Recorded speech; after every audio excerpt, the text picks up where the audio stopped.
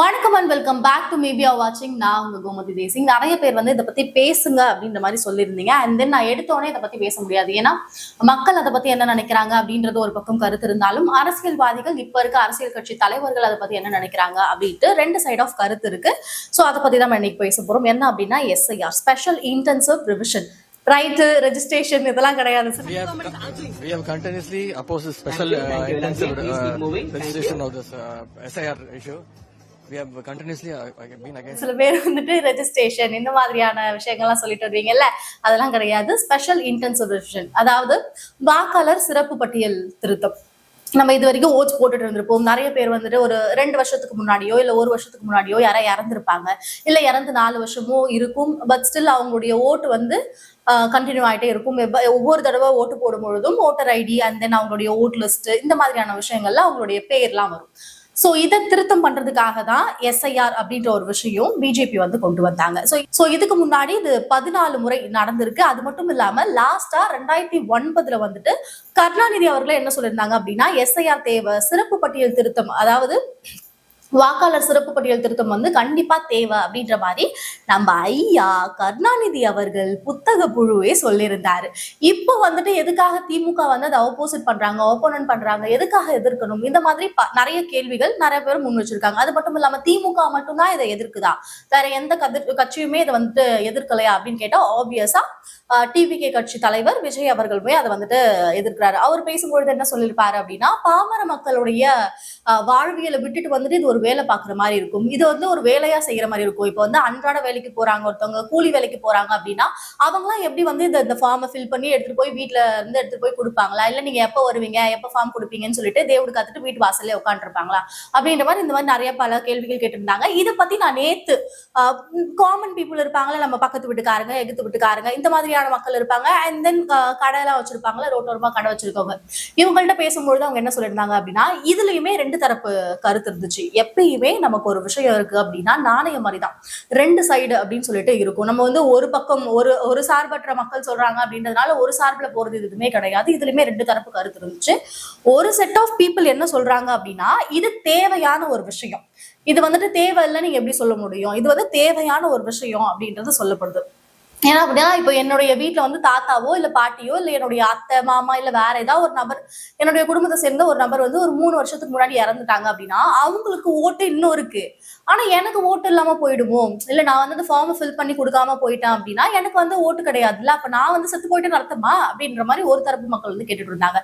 அவங்களுடைய கேள்வி வந்து சரிதான், நியாயமான விஷயம் தான். இன்னொரு தரப்பு மக்கள் என்ன சொல்றாங்க அப்படின்னா, நீ வந்து இறந்து போனவங்களுடைய வாக்காளர் பட்டியல நீக்கவே இல்லை, வாக்காளர் தேர்வை வந்து நீக்கவே இல்லை அப்படின்னா அப்ப எப்ப நீக்குவ, இதுக்கு பதில் சொல்லு. நீ நீக்கவே மாட்டப்பா, இப்போதைக்கு நீக்க மாட்டேன், அப்ப எப்ப நீக்கிறதா உன் ஐடியா?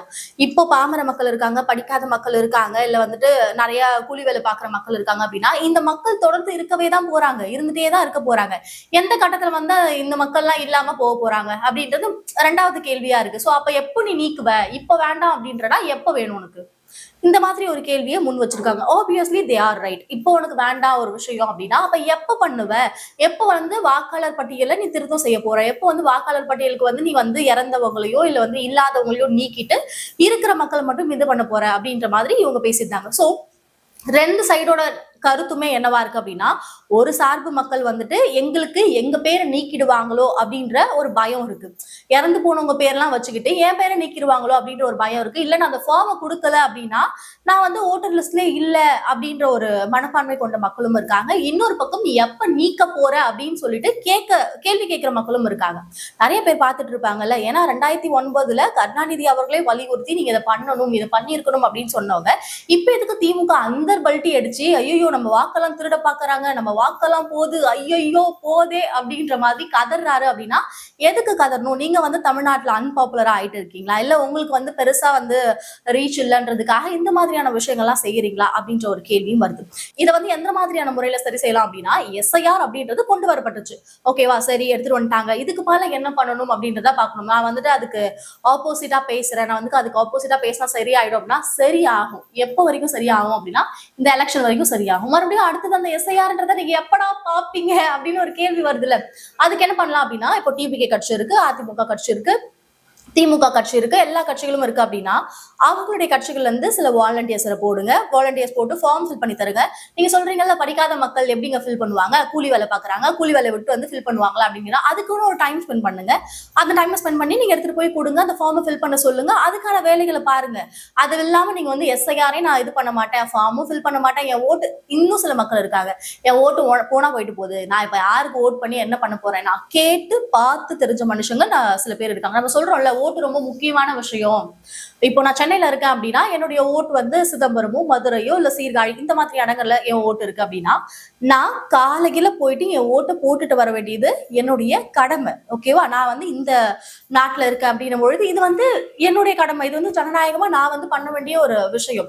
அது புரியாம சில பேர் என்ன எடுத்தா என் ஓட்டை தானே எடுத்துட்டு போறாங்க, எடுத்துட்டு போட்டோம் அப்படின்ற மாதிரி லத்தாஜிக்கா ஆன்சர் பேசுற சில மக்களும் இங்க இருந்துட்டு தான் இருக்காங்க.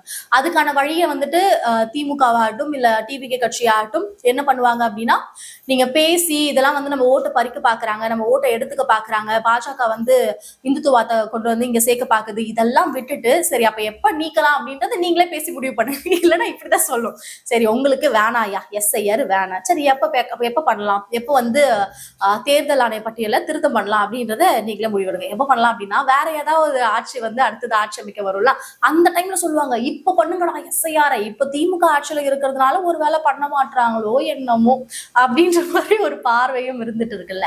சோ இந்த விஷயங்கள்லாம் இல்லாம அதை எப்படி ஸ்ப்ளிட் பண்ணி பண்ணலாம். இப்ப எஸ்ஐஆர் ஃபார்ம் வந்து ஃபில் பண்ண தெரியல அப்படின்னா அந்த வீட்டுல ஏதாவது ஒருத்தவங்களையாவது படிக்கிற பிள்ளைங்க இருப்பாங்க, படிச்ச ஆளுங்க இருப்பாங்க, பட்டதாரி மக்கள் இருப்பாங்க, அந்த ஒருத்தவர்கிட்ட கொடுத்து ஃபில் பண்ணுங்க. சோ அப்ப பண்ணவே வேண்டாம், நான் காரணம் சொல்லிட்டே இருப்பேன், நான் காரணம் இழுத்துட்டே இருப்பேன் அப்படின்னும் பொழுது அது ஏதோ ஒரு வகையில போயிட்டு அஃபண்ட் ஆக தான் போகுது. எஸ்ஐஆர்ன்றதுமே ஒரு வகையான அரசியல் தான். எதுவுமே இங்க அரசியல் இல்லாமலாம் கிடையாது. நான் வந்து இது அரசியல்ல நான் மக்களுக்கான நலன்ல பண்றேன், மக்களுக்கான விஷயங்களை பண்றேன் அப்படின்னு நீங்க ஒண்ணுத்தையுமே இங்க கை நீட்டி காட்ட முடியாது. எல்லாமே அரசியல் தான். அந்த அரசியல்ல மக்களுக்கு என்ன நலன் அப்படின்றத மக்கள் எடுத்துக்கணும். எப்படி இங்க வந்து இந்த விஷயத்த வந்து நாணயத்தோட ரெண்டு பக்கம் அப்படின்ற மாதிரி ஒரு சார்பு மக்கள் இது எங்களுக்கு வேணும், இது நல்லதுதான், என்னுடைய இறந்து போனவங்க இருக்காங்க அந்த ஓட்டு வந்து தப்பா பயன்படுத்திக்கிறாங்க. நீங்க வேணா யோசிச்சு பாருங்க. இதோ ஒரு அம்மா சொல்லியிருந்தாங்க என்ன அப்படின்னா, இப்ப என்னுடைய கணவர் இருக்காரு, அவர் வந்து இறந்துட்டாரு, 4 வருஷத்துக்கு முன்னாடி இறந்துட்டாரு, இப்போ அந்த கணவருடைய ஓட்டு வந்து ஸ்டில் இருந்துதான் இருக்கு, அவர் ஓட்டு போட்டுட்டு இருக்காரு அப்படின்ற மாதிரி ஒரு விஷயம் தெரிய வருது அப்படின்னும் போது அது தேவையில்லாத தானே. ஒரு ஓட்டு இல்ல அப்படின்னா அது இல்லதான். அந்த ஓட்டு வந்து நீங்க தப்பான முறையிலயோ தவறான முறையில வந்து பயன்படுத்தும் போது அது சரியா இருக்காதுல்ல. அப்போ நீங்க வந்து இந்த தேர்தல் திருத்த பட்டியல கண்டிப்பா நீங்க கொண்டு வரணும் அப்படின்ற மாதிரி ஒரு தரப்பு மக்கள் சொல்லிட்டு இருக்காங்க. இன்னொரு தரப்பு மக்கள் நாங்க இதை கொண்டு வந்தா எங்களுடைய வாழ்வியல் எங்களுடைய வேலை எல்லாம் இருக்குல்ல அதெல்லாம் நாங்க பார்க்கணும்ல, அப்ப அதெல்லாம் பார்க்கணும் அப்படின்னா அதுக்கான ஒரு நேரத்தை செலவழிச்சு அந்த இப்போ எப்பயுமே என்ன பண்ணுவாங்க அப்படின்னா அந்த ஏரியால இருக்க அங்கன்வாடிகள்லயோ இல்ல வந்துட்டு வேற ஏதாவது இடங்கள்ல இருந்தோ அந்த எஸ்ஐஆர் ஃபார்ம் வந்து கண்டிப்பா வரும். சோ அந்த இடங்கள்ல போயிட்டு அவங்கள்ட்ட கொடுத்து மறக்காம அழகா ஃபில் பண்ணிக்கோங்க அப்படின்றதுதான் மக்களுடைய கருத்தா இருக்கு. சோ இதை வந்துட்டு எந்த அளவுக்கு அழகா ஹேண்டில் பண்ணுமோ அந்த அளவுக்கு அழகா ஹேண்டில் பண்ணா it will be good. Otherwise நான் வந்து இதை எதிர்த்து கொண்டு போவேன் அப்படின்னா நீங்க எதிர்த்து கொண்டு போகும்பொழுது எந்த இடத்துல தேர்தல் பட்டியலை திருத்தலாம், இன்னும் எத்தனை வருஷம் ஆகட்டும், இல்ல ஒரு 4 வருஷம் ஆகட்டுங்க, இன்னொரு 5 வருஷம் ஆகட்டும் அப்படின்னா இன்னும் எத்தனை வருஷத்துல திருத்தலாம் அப்படின்றத தெளிவா சொல்லிடுங்க. எனக்கு வந்து உடல்நல காரணத்தால என்னால பேச முடியாம பேசிட்டு இருக்கேன். Okay fine. சோ உங்களுடைய முடிவு என்ன அப்படின்றத நீங்க கமெண்ட்ல சொல்லுங்க. நான் இதை வந்து உங்ககிட்ட விட்டுடுறேன். எஸ்ஐஆர் ஃபார்ம் அதாவது இந்த தேர்தல் பட்டியலை திருத்தலாமா வேண்டாமா அப்படின்றத நீங்க கமெண்ட்ல சொல்லுங்க. Until this is signing off, Vijay Gomathi Desingh, Tata.